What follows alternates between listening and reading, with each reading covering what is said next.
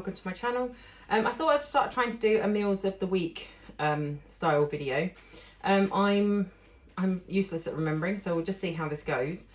So tonight I'm making a spaghetti bolognese, but I'm using pork mince instead of beef, and I'm using my crock pot. So I thought I'd just show what I do. So I've opened everything, so it's all I can just do it all one-handed. So 2 cans of this, and then good old squeeze of this, and then I use a red wine stock. So I then use a red wine stock, a beef stock.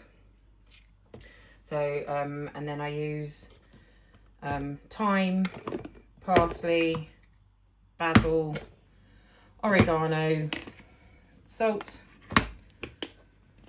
pepper, chili flakes. I'll just put the stock pots in and then I'll show you the next step. Okay, so in the slow cooker I've put 2 tins of tomatoes, a good squeeze of tomato puree, a beef stock cube, a red wine stock cube.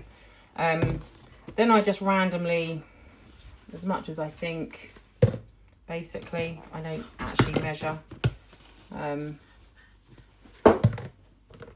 That's basil, parsley, oregano. I'm sure somebody out there will tell me I'm doing it wrong. Chili flakes, but it always comes out tasting gorgeous, and this is how I do it every time. Pepper. And I'll taste it before I dish it up to see if it needs any extra seasoning. Salt. I always buy this salt. This is the one that's just pure salt. The table salts have other like anti-caking things in and stuff, and I don't like that. I don't want the children eating that. So this is the one I buy because it's just pure sea salt. So I do recommend that. And then just give it a good mix.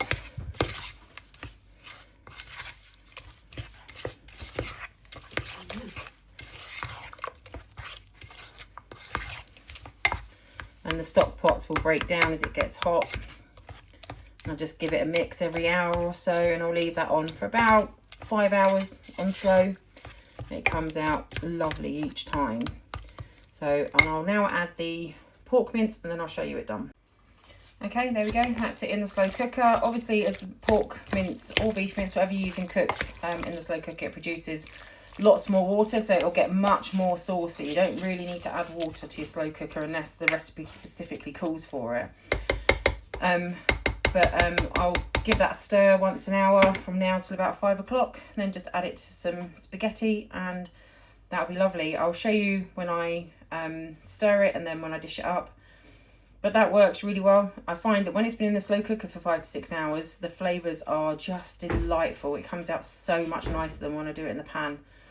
So that's how I do my spaghetti bolognese, or just a bolognese mix nowadays. So yeah, I hope you enjoyed watching that, and I'll try to do this for every dinner this week so you can see me make it, and then you can see me dish it up, and I'll give you my any recipe tips I have, which isn't that many, but you know, every little helps. Okay, thanks for watching. Bye for now.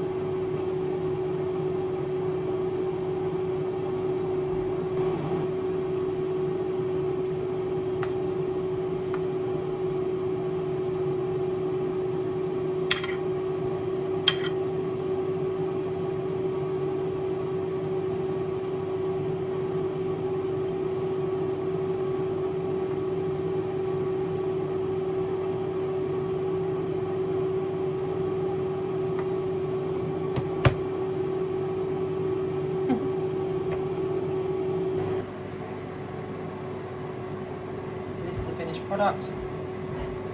This will be for my husband. Potato and a half, some coleslaw, beans, cheese, butter. Lovely. And that's dinner today. Baked potato, beans and cheese.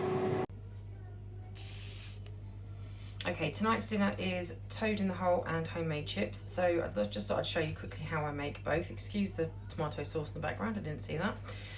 So I've got my sachet of garlic and herb wedges seasoning, salt and cold pressed rapeseed oil and potatoes. So I'll just get it all, the potatoes all prepared, and then I'll show you what the next stage is.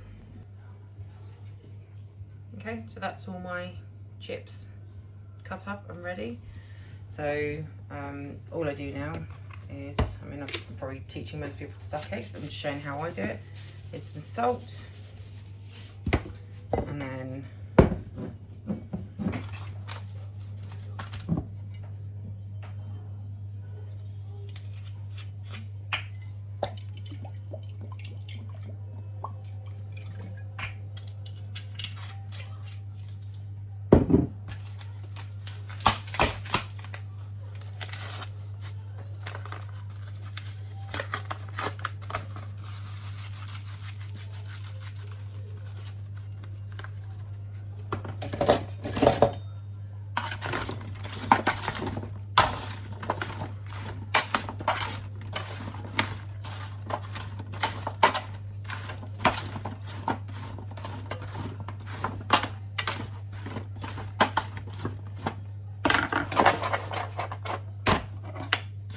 the tray is clean, by the way. This is just like, it's just baked on in the oven. Okay, and that's all I do. Then I put them in the oven for an hour. Right, I'm just going to make the Yorkshire pudding. So I've got my bowl sitting on my scale, and I'm just going to put in 280 grams of plain flour. Oh, well over. And then, oh, I didn't get the eggs out. So just get that out of the way. And then a wee bit of salt. And I've got 300 mils of milk here. And I'll just add another 100 mil. I'll put one here to use up first.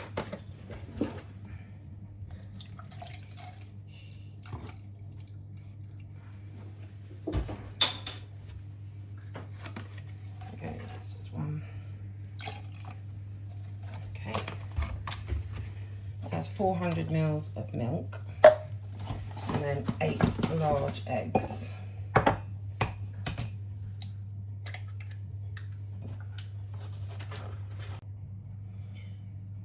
Okay, so then I blend it with a stick blender until it's smooth. So I'll do that next, and then I'll show you my mixture. I'm making double the recipe because I have 2 trays of toad in the hole to make. So if you're a small family, like a family of 4, I say small family, not normal family, a family of 4, then halve the mixture.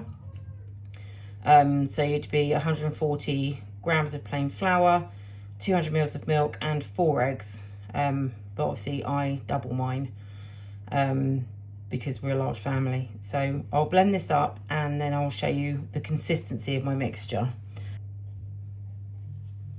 And this is the consistency of the mixture. When I'm mixing it up with the stick blender, I do use a spoon to make sure there's no clumps of flour in it. But it's thinner than pancake mixture, but it works really well in the Yorkshire puds. This is the recipe I use every time I make Yorkshire puds, and I always make really big ones. So it's a good recipe. It's from BBC Good Food, I think, originally. Yeah, so what I'll do is I'll show you next when I put it on the sausages, then I'll show you what it looks like at the end. But that's basically how I make my Yorkshire puds. I don't ever buy Yorkshire puds because I just think it's such a simple thing to make at home, and there's no need to buy it, so it takes minutes unless you've got to run to the shop like I just did. Oh, there was a lump of flour there. Unless you have to run to the shop like I did just now to go and get milk, because I went to get the milk to put it in the Yorkshire puds and it had all been drunk. But luckily my local shop sells really nice milk. They sell Trewithen Dairy, which is really nice milk, so that's the one we use. Yeah, so what I'll do now is I'll just wait to get the hot trays out the oven. I'll film when I pour the mixture in, and then I'll show you what it looks like at the end. Okay, so these are my sausages partially cooked and sitting in hot oil. So all I do is just move them around a bit, make sure the oil's spread nice and evenly in the pan.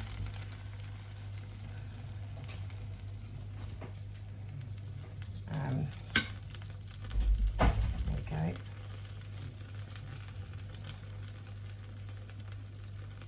And then I just take my mixture,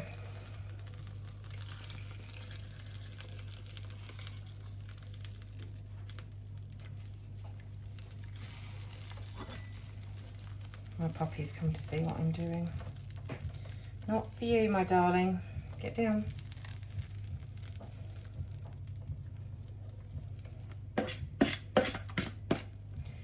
Okay. This is hot. Get down. Good girl. So there we go. And that's my mixture all in the pan around the sausages. So now I'll just stick this back in a hot oven, cook them for 35 minutes, and they should come out fantastic. So I'll let you know, so see what they look like when they're done. Okay, here we go.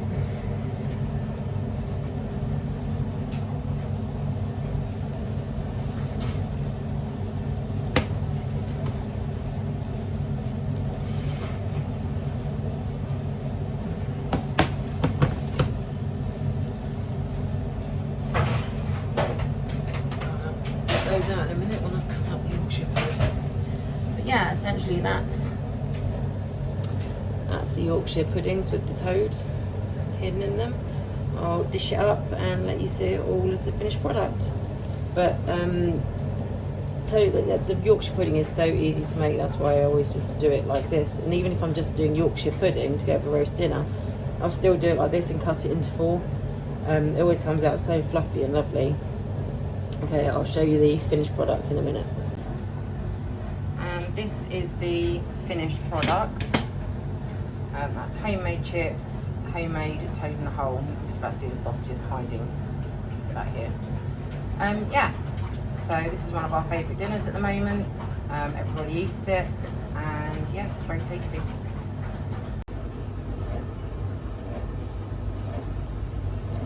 These are the burgers. Lots of veg underneath, veg on top. Lovely. Okay, so this is dinner tonight. This is tuna pasta with fresh buttered bread, and I had some corn on the cob cheese up in the fridge, so I thought, well, rather it going to waste, we'll have it with tonight. It's a bit of a strange combination, I know, but it will be lovely. Yeah, so that's just pasta, tuna, sweet corn, chopped onion, covered in mayonnaise, but it's all stirred together, and it's lovely. And I bought a fresh loaf today, so I sliced that up and buttered it for everyone. Yeah, so that's what we're having for our tea tonight.